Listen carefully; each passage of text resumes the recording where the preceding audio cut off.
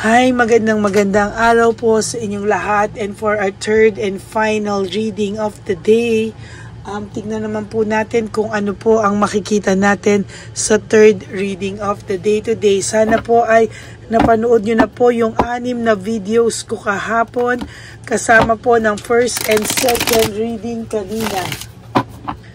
No? So, kailangan po natin yan mapanood lahat. Sayang naman po ang efforts ko. So, please have time to watch naman po. Kahit talagang masama ang pakiramdam ko, ako po talaga ay bumangon para kayo ay mabigyan ng mga readings for the day. So, I hope nag-effort po talaga ako kahapon. Ay sana naman po ay mapanood nyo po yung first, second, and third reading yesterday. At yung situation 1, 2, 3 para sa may mga bagong dumating sa kanilang buhay na nirequest nyo po sa akin, at yung first and second reading of the day ko today. Okay? Okay, tingnan po natin ano po ang makikita natin sa third reading of the day today. Tingnan po natin. So, 1, 2, 3, 4, 5, 6, 7, 8, 9, and 10.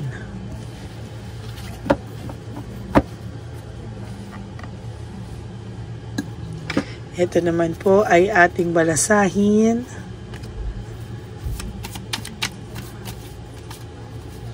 Ano po kayang makikita natin sa third reading of the day today?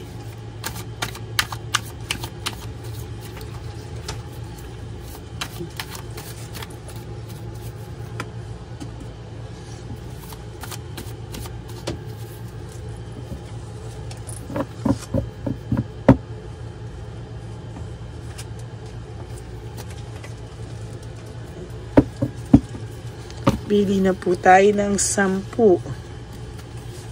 So, 1, 2, 3, 4, 5, 6, 7, 8, 9, and 10.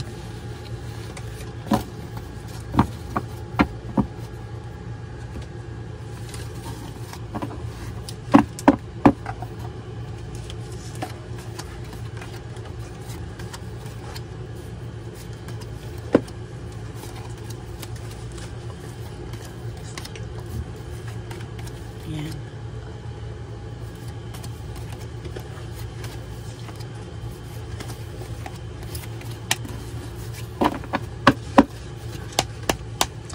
Okay, tingnan po natin. Tension and broken communication.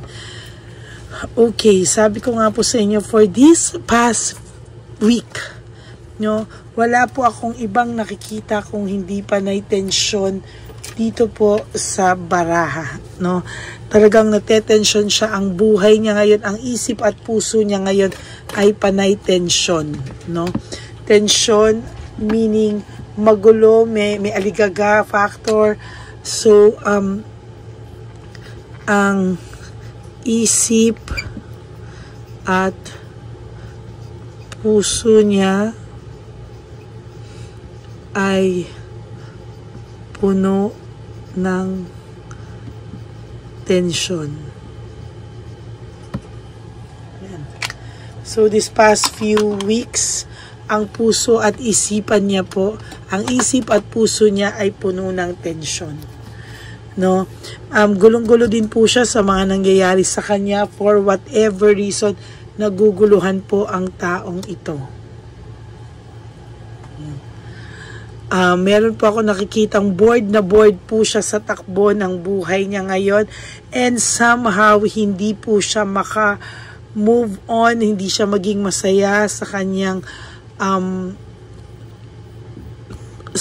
buhay sa ngayon. Bored po siya, and as a matter of fact, clarity, sharp mind breakthrough, na mimiss ka po ng person mo. For some of you na matagal-tagal nang walang communication, namimiss ka po ng person mo. no? Sobra ka po niyang namimiss, and somehow talaga pong sa nakikita ko ay nakikita ko po na meron na siyang naiisip ka niya, naiisip niya yung magandang pinagsamahan nyo, and somehow nakikita ko din po dito na may pagmamahal pa siya talaga sa'yo, and sobra niyang nararamdaman ito ngayon, pero misteryoso po itong taong to. Hindi niya po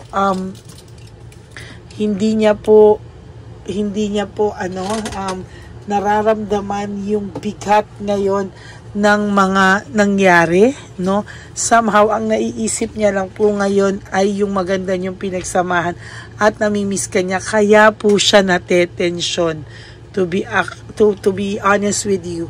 No, natetensyon po siya kasi alam niya na wala kayong communication.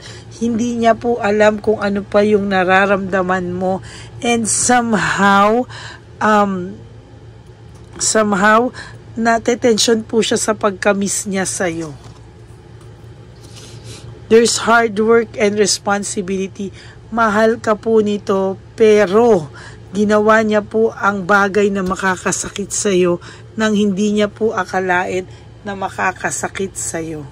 As a matter of fact, ito pong taong to, ayan, no?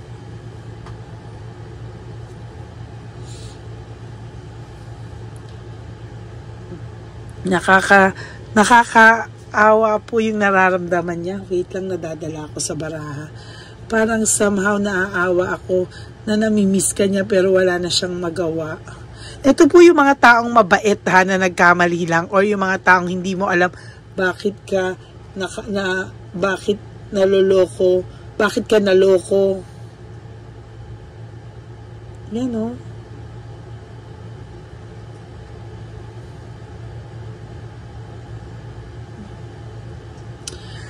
Somehow, I feel he's really longing for you. Oh, sabi sa iyo, may pagmamahal siyang nararamdaman sa iyo. And somehow, nagsisisi siya bakit niya ginawa ito kay Chabilitang Palaka. Bakit niya kayo sinira para lang kay Chabilitang Palaka? Bakit niya nagawa lahat sa ito because of Chabilitang Palaka? Oh. Pero ngayon, pinipilit niyang ipakita na okay lang siya, nakasurvive siya, nakakasurvive siya. Pinipilit niya po yung sarili niya na ayan,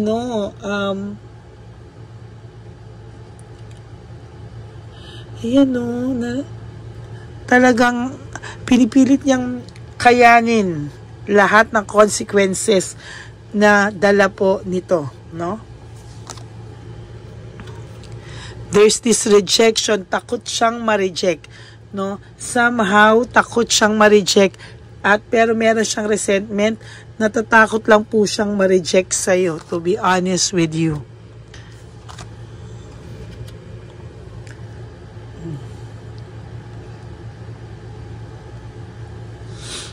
Sa totoo lang po, alam niya po somehow, nakasurvive ka na din nang wala siya.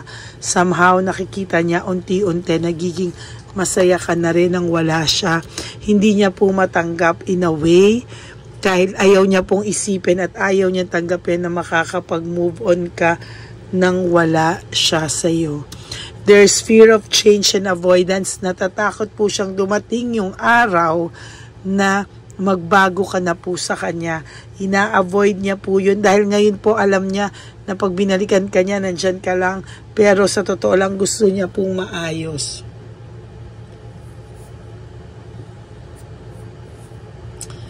Ay, nako. Grabe talaga po, no?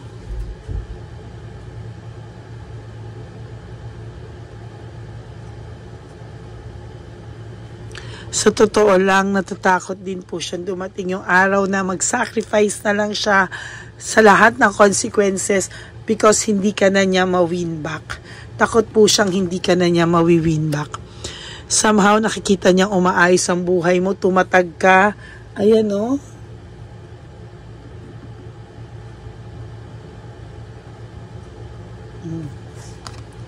Ayan, no?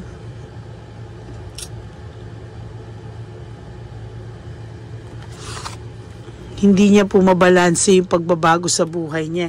Akala niya po dati ay kaya niya na mag-adapt sa pagbabago, but hindi po, no? Ngayon nagkakaroon pa rin siya ng hope, ng faith na somehow you will be okay in the future. Kayo pa rin daw po sa huli.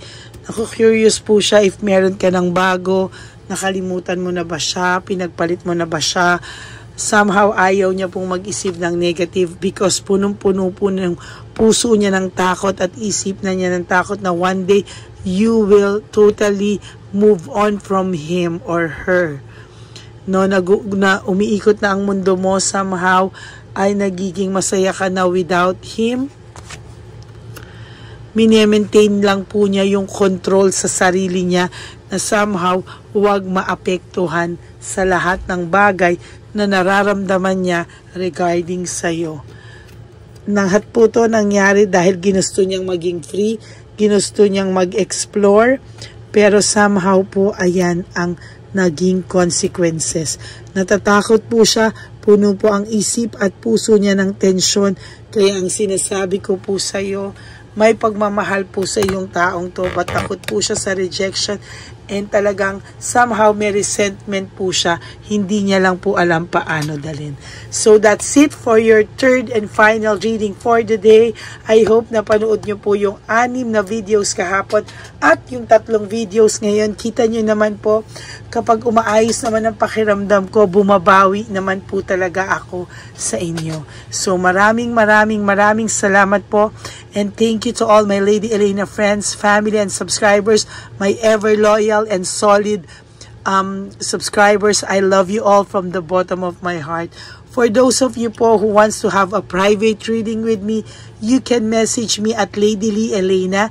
That's LADYLY Elena. Nasa dulo po yan ng ating video. Diyan nyo lang po ako mami-message.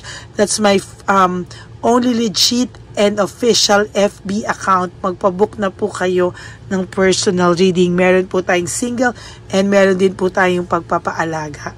So maraming salamat. Please no skipping of ads. Tulong nyo na po yan sa atin. Ano? At for those of you who wants to give me a super thanks, hey, I would really love and appreciate that from the bottom of my heart. Okay, I love you all. God bless you. Ang lagi ko pong paalala sa inyo, mga kapatid at mga mahal ko.